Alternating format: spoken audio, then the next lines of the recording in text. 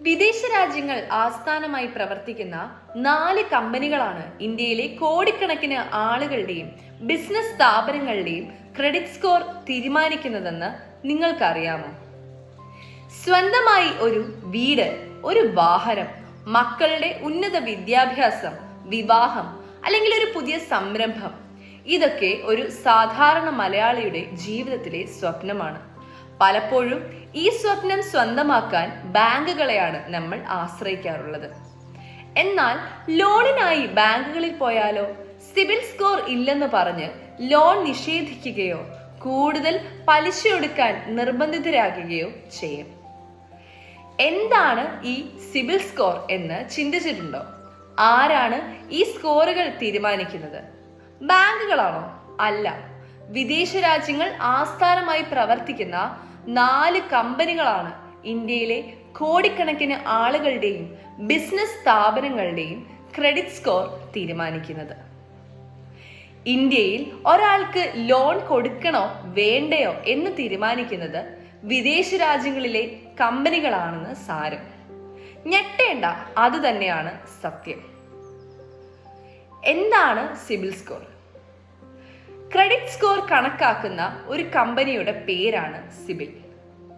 ഇന്ത്യയിലെ തന്നെ ആദ്യത്തെ ക്രെഡിറ്റ് സ്കോർ കമ്പനി കൂടിയാണിത്.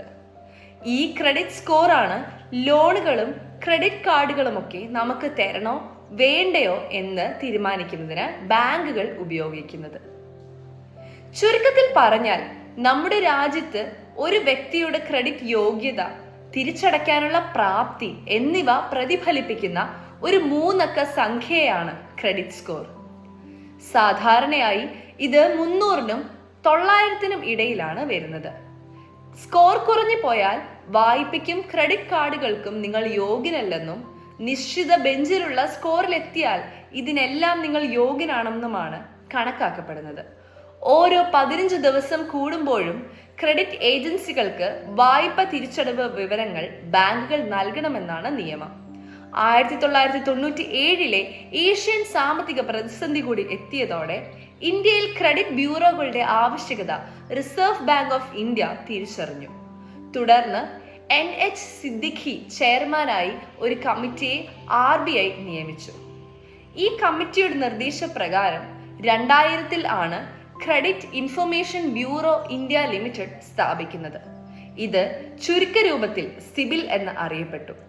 Credit information companies act 2005 credit information കമ്പനികളുടെ പ്രവർത്തനങ്ങളെ നിയന്ത്രിക്കുന്നതിനും അവയുടെ നിയമസാധുത ഉറപ്പാക്കുന്നതിനും വേണ്ടി ക്രെഡിറ്റ് ഇൻഫർമേഷൻ കമ്പനീസ് ബിൽ 2004-ൽ അന്നത്തെ ധനകാര്യ വകുപ്പ് മന്ത്രി P. ചിദംബരം അവതരിപ്പിച്ചു.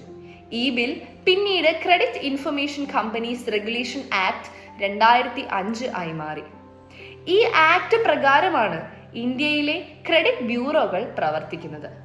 ക്രെഡിറ്റ് ഇൻഫർമേഷൻ കമ്പനികളുടെ രൂപീകരണം, അവയുടെ പ്രവർത്തനം, ക്രെഡിറ്റ് വിവരങ്ങൾ ശേഖരിക്കുന്നതിനും വിതരണം ചെയ്യുന്നതിനുമുള്ള ചട്ടക്കൂട്, ഉപഭോക്താക്കളുടെ അവകാശങ്ങൾ എന്നിവയെല്ലാം ഈ നിയമത്തിൽ വ്യക്തമാക്കുന്നുണ്ട്.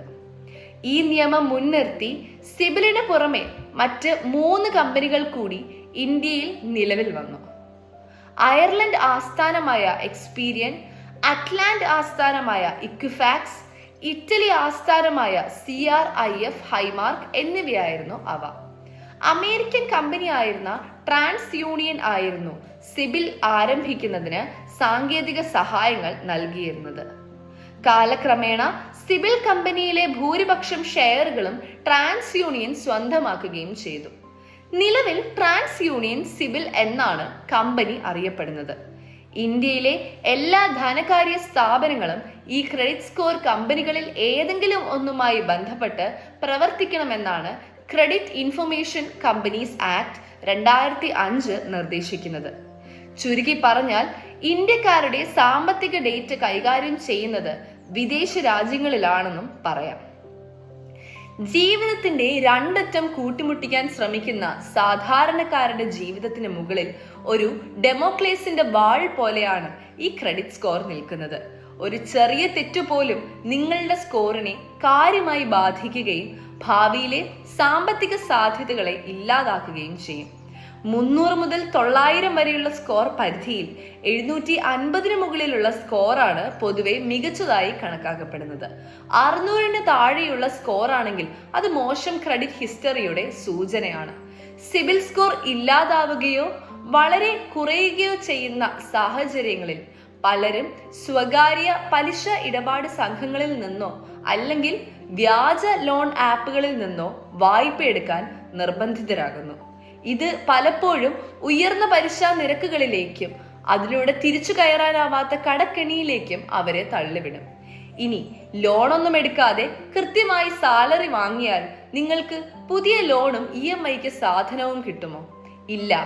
അവിടെയും സിബിൽ സ്കോർ എന്ന ഭീകരൻ നിങ്ങൾക്ക് പണി തരും. ലോണുകളൊന്നും എടുക്കാത്ത ഒരാൾക്ക് സിബിൽ സ്കോർ തന്നെ ഉണ്ടാവില്ല എന്നതാണ് യാഥാർത്ഥ്യം. ലോൺ വേണമെങ്കിൽ സിബിൽ വേണം, സിബിൽ വേണമെങ്കിൽ ലോൺ വേണം എന്ന അവസ്ഥ സാധാരണക്കാരെ സംബന്ധിച്ചിടത്തോളം ഒരു കെണിയാണ്. ഒരാൾക്ക് വായ്പാ ചരിത്രമില്ലെങ്കിൽ ക്രെഡിറ്റ് സ്കോർ ഉണ്ടാകില്ല. ക്രെഡിറ്റ് സ്കോർ ഇല്ലാത്തതിനാൽ ബാങ്കുകൾ വായ്പ നൽകാൻ മടിക്കുന്നു. നിലവിൽ ജോലികൾക്ക് പലപ്പോഴും സിബിൽ സ്കോർ പരിഗണിക്കുന്നുണ്ടെന്നാണ് റിപ്പോർട്ട്.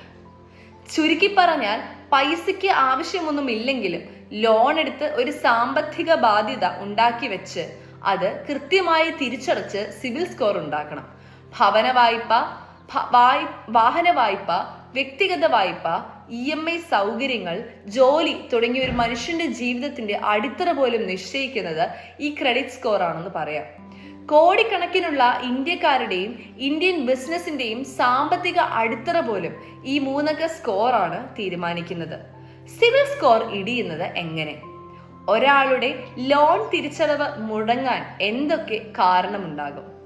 അസുഖം, തൊഴിൽ നഷ്ടം, എന്തിന് കാശ് പിടിക്കേണ്ട അക്കൗണ്ട് മാറി വേറെ അക്കൗണ്ടിൽ കാശ് സൂക്ഷിച്ചത് പോലും ലോൺ തിരിച്ചടവ് മുടക്കാൻ കാരണമാവും. ആ കാര്യം മതി നിങ്ങളുടെ സിബിൽ സ്കോർ ഇടിയാൻ. സ്കോർ ഇടിയുന്നതോടുകൂടി നിങ്ങൾക്ക് പിന്നെ ഒരു ലോൺ ലഭിക്കാൻ പ്രയാസമായിരിക്കും. ഇനി നിങ്ങൾ ലോൺ മൊത്തം തിരിച്ചടച്ചെന്ന് കരുതുക. എന്നാലും സിബിലിന്റെ ക്രെഡിറ്റ് ഹിസ്റ്ററിയിൽ വായ്പ തിരിച്ചടച്ചില്ലെന്നായിരിക്കും കാണിക്കുക. ഈ കാരണം കൊണ്ട് മാത്രം പുതിയ വായ്പ നിഷേധിക്കപ്പെടുകയോ കൂടുതൽ പലിശ നൽകേണ്ടി വരികയോ ചെയ്യും. സിബിൽ സ്കോർ ഇടിയുന്നതോടുകൂടി പിന്നീട് നിങ്ങളുടെ സ്വപ്നങ്ങളായിരുന്ന വീട്, വാഹനം, സംരംഭം, മറ്റെന്തെങ്കിലും ആവശ്യങ്ങൾ, എന്തിന് ജോലി പോലും പ്രശ്നത്തിലാകും. ഇതിനെല്ലാം പുറമെ ആർക്കെങ്കിലും വായ്പ എടുക്കുന്നതിന് ജാമ്യം നിന്നുവെന്ന് കരുതുക. അയാളുടെ എന്തെങ്കിലും കാരണവശാൽ വായ്പ തിരിച്ചടയ്ക്കാൻ സാധിക്കാതെ വന്നാൽ വായ്പ കുടിശ്ശിക തിരിച്ചടയ്ക്കേണ്ട ഉത്തരവാദിത്തം നിങ്ങളിലേക്ക് വരിക മാത്രമല്ല, തിരിച്ചടവ് മുടങ്ങിയ കാലം നിങ്ങളുടെ സിബിൽ അടക്കമുള്ള ഏജൻസികളുടെ സ്കോറിൽ കാണിക്കും. ഇതോടെ ക്രെഡിറ്റ് ഹിസ്റ്ററി മോശമാവുകയും ഭാവിയിൽ ഒരു ലോണും ക്രെഡിറ്റ് കാർഡും നിങ്ങൾക്ക് ലഭിക്കാതെ വരികയും ചെയ്യും. അടവ് തെറ്റിയ ലോൺ നിങ്ങൾ തിരിച്ചടയ്ക്കുകയോ ബാങ്കുമായി സംസാരിച്ച് തുക അടച്ചു തീർത്തെന്നും വെക്കുക. എന്നാലും കാര്യമില്ല, നിങ്ങളുടെ ക്രെഡിറ്റ് ഹിസ്റ്ററിയിൽ ഈ ലോൺ മുടങ്ങിയ വിവരം ഉണ്ടാവും. പിന്നീട് പുതിയൊരു ലോണിനായി അപേക്ഷിക്കുമ്പോൾ ഈ ക്രെഡിറ്റ് ഹിസ്റ്ററി പ്രശ്നമാവുകയും ലോൺ ലഭിക്കാതെ വരികയും ചെയ്യും. നന്ദി.